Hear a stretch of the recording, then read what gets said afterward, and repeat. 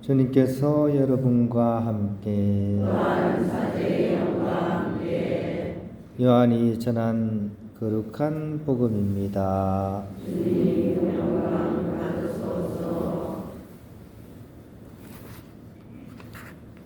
그때 요한이 자기 제자 두 사람과 함께 서 있다가 예수님께서 지나가시는 것을 눈여겨보며 말하였다. 보라, 하느님의 어린 양이시다. 그 두 제자는 요한이 말하는 것을 듣고 예수님을 따라갔다. 예수님께서 돌아서시어 그들이 따라오는 것을 보시고 무엇을 찾느냐 하고 물으시자 그들이 랍비, 어디에 묵고 계십니까? 하고 말하였다. 랍비는 번역하면 스승님이라는 말이다. 예수님께서 그들에게 와서 보아라 하시니 그들이 함께가 예수님께서 묵으시는 것을 보고 그날 그분과 함께 묵었다. 때는 오후 4시쯤이었다. 요한의 말을 듣고 예수님을 따라간 두 사람 가운데 하나는 시몬 베드로의 동생 안드레아였다. 그는 먼저 자기 형 시몬을 만나 우리는 메시아를 만나서 하고 말하였다. 메시아는 번역하면 그리스도이다. 그가 시몬을 예수님께 데려가자 예수님께서 시몬을 눈여겨보며 이르셨다. 너는 요한의 아들 시몬이구나. 앞으로 너는 케파라고 불릴 것이다. 케파는 베드로라고 번역되는 말이다. 주님의 말씀입니다. 하늘입니다. 어제 제가 강론 때 이 노래를 불렀고 오늘 아침에 청소하고 나서 또 불렀습니다. 무슨 노래죠? 사랑의 미로, 그죠? 끝도 시작도 없이 아득한 사랑의 미로. 어제는 그래가지고 제가 무슨 얘기를 했습니까? 신앙의 미로를 얘기했죠, 그죠? 신앙의 미로도 마찬가지입니다, 그죠? 끝도 시작도 없이 아득한 신앙의 미로야. 한번 해볼까요, 같이? 자, 시작. 끝도 시작도 없이 아득한 신앙의 미로요. 자, 오늘 강론 다 했습니다, 그죠? 예. 그래서 제가 말씀드렸어요. 오직 모를 뿐입니다. 이게 사실 우리의 상황이에요. 사실 다 아는 사람 없습니다. 다 모릅니다. 그죠? 다 알 수 없어요. 우리는 한계를 지닌 존재이기 때문에 다 알 수가 없습니다. 그래서 한계를 인정해야 돼요. 그래서 오히려 솔직한 것은 오직 모를 뿐입니다. 오직 모를 뿐. 인간이 그렇게 똑똑하고 잘 안다고 해도 이 우주의 어떤 현실에 대해서 지금 우주를 100이라고 했을 때 인간이 알고 있는 것은 0.1%도 안 된대요. 그러니까 우리가 안다고 해도 아는 게 아니에요. 오직 모를 뿐입니다. 그죠? 오늘 세례자 요한도 마찬가지입니다. 그죠? 구약을 통틀어서 가장 훌륭한 예언자라고 불렸던 요한마저도 그랬습니다. 그래서 어저께도 이렇게 막 말씀 이렇게 드린 것처럼 예수님을 가까이 이렇게 마주하기 전까지 온갖 얘기를 다 들었지만 이분은 잘 몰랐습니다. 물로 세례를 베푸는 동안에도 세례자 요한은 예수님을 잘 몰랐습니다. 바로 옆에 붙어 있었는데도 불구하고. 그러다가 이제 비로소 하늘에서 성령이 비둘기처럼 쫙 내려오는 그 장면을 목격하게 됩니다.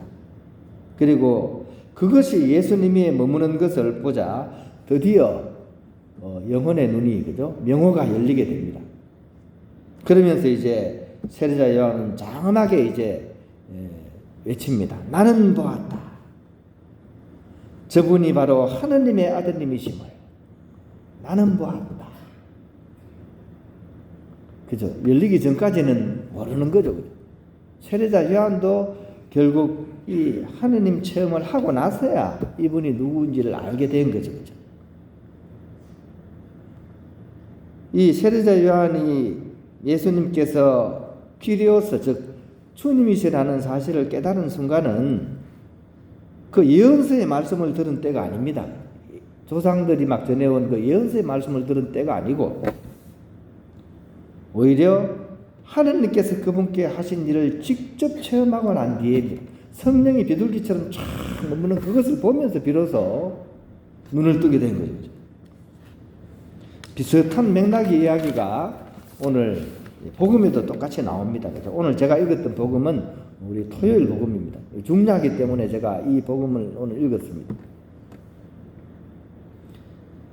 오늘 예수님을 따라붙는 사람이 두 분 계시죠. 이 두 분이 누굽니까? 세례자 요한의 제자였던 분입니다. 세례자 요한의 제자였던 두 분이 세례자 요한이 막 예수님 보고 하는 그 얘기를 듣고 이제 예수님을 이제 따라가게 되는 겁니다. 그런데도 아직 이분들도 예수님이 누군지를 잘 몰라요. 약간 거리를 두고 좀 탐색합니다. 자기들 스승님이 막 이렇게 감탄을 하니까 이제 따라 붙긴 했는데 그럼에도 불구하고 이분들은 아직 쭈삣쭈삣합니다. 그때 예수님이 뭐라 그럽니까? 예수님께서 와서 보아라 그럽니다. 뭐라고 하셨다고요? 와서 보아라. 와서 보아라. 그래서 이 두 제자가 예수님 계신 곳에 가서 진짜 묻게 됩니다. 그 중간에 무슨 일이 있었는지는 또 모르겠어요. 복음에서는 거기에 대해서 상세하게 설명을 하지 않습니다. 하지만 이분들이 하루 묵고 나서 다음날 나오면서 이 사람들은 예수님을 보고 당신은 메시아십니다 라고 고백을 합니다. 고백을 하면서 나중에 자기 형에게로 와서 동료들에게 와서 우리가 메시아를 만났어 라고 얘기하게 되는 그런 과정을 겪게 됩니다. 이 두 제자들 또한 이 형태는 비슷합니다. 그죠? 성경 말씀을 들어서 또 스승의 증언을 들어서 예수님이 메시아라는 사실을 알게 된 것이 아니란 얘기입니다. 오히려 함께 머무르면서 그분이 누구신지를 깨닫게 됩니다. 어떻게 보면 직관입니다. 직관. 그죠? 직관이 뭡니까? 그냥 바로 보는 거예요. 우리 한눈에 뿅 간다 이런 얘기 있죠. 그죠? 어떤 사랑하는 남자가 처음에 막 이 사람이 누구고 막 정보를 들어서 이렇게 알 수도 있지만 처음 만난 순간 뭔가 가슴이 막 떨리면서 아, 이 사람은 내 사람이야. 여러분들 그런 경험 있으시죠? 아닌가요? 계속 제가 어제부터 모르는 걸 자꾸 묻고 있네요. 이것도 직관이에요, 직관.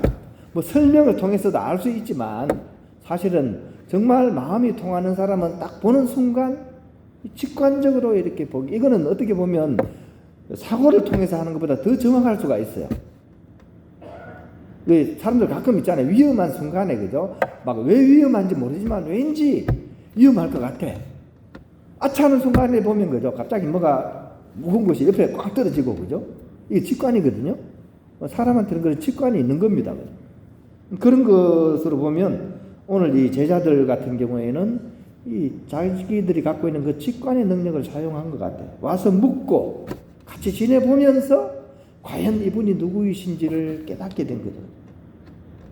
하느님을 만나는 신앙의 공부는 바로 그런 측면에서 두 가지를 다 해야 됩니다. 오른쪽 날개, 왼쪽 날개 제가 얘기했죠. 두 개를 다 써야 돼요. 그리고 이 두 날개의 균형이 중요합니다. 하느님에 대해서 공부하는 말씀에 대한 공부가 필요해요. 그죠?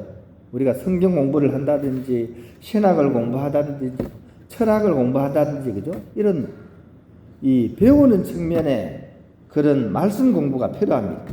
그런데 그것과 동시에 하나가 더 붙어야 돼요. 이게 뭐냐 하면 지금 말씀드린 직관의 공부도 꼭 필요합니다.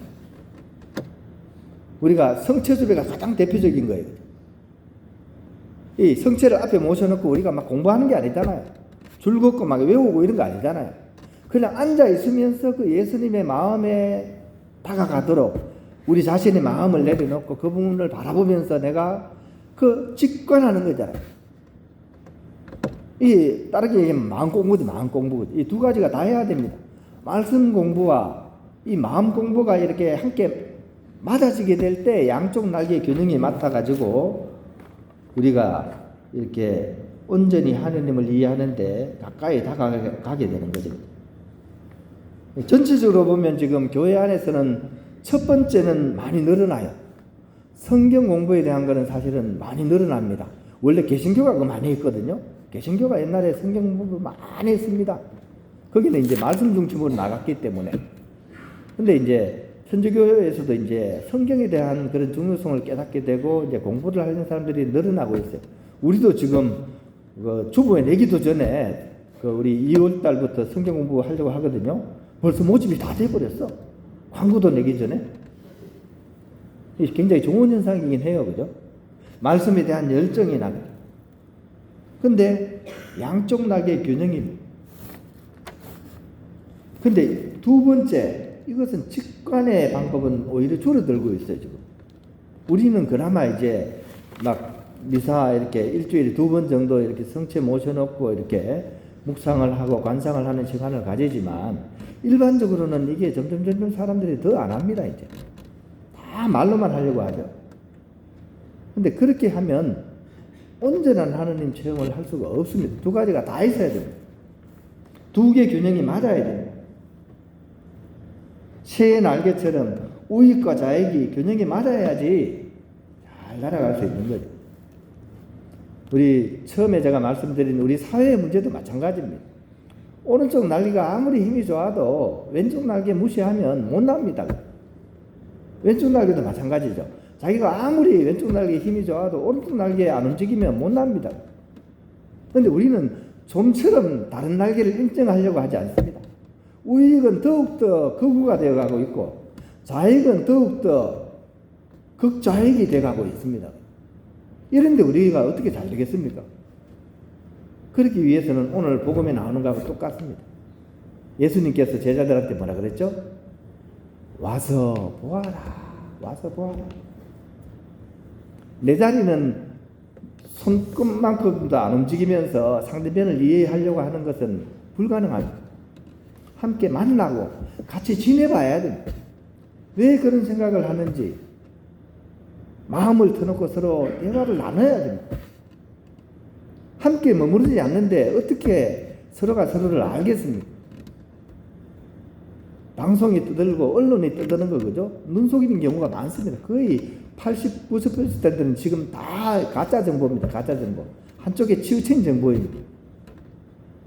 한 발 물러서서 내 입장만이 아니라 상대방의 입장에서 우리가 들어보려고 노력하고 그들과 함께 대화를 나누고 함께 묵으려고 할 때 비로소 우리는 한쪽 날개의 중요성을 이해하게 되고 같이 힘을 합쳐서 추락하는 이 상황을 우리가 다시 활공을 쫙 할 수 있는 그런 방향으로 나아갈 수 있지 않겠습니까? 오늘 우리가 이 미사를 드리는 것도 바로 그런 의미입니다. 서로 갈라져서 미워만 하고 있는 그런 우리의 마음 속에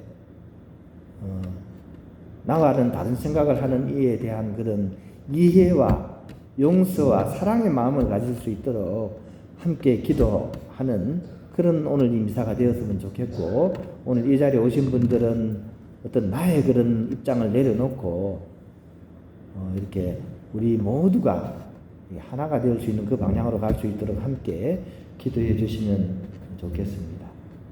영광이 성부와 성자와 성령께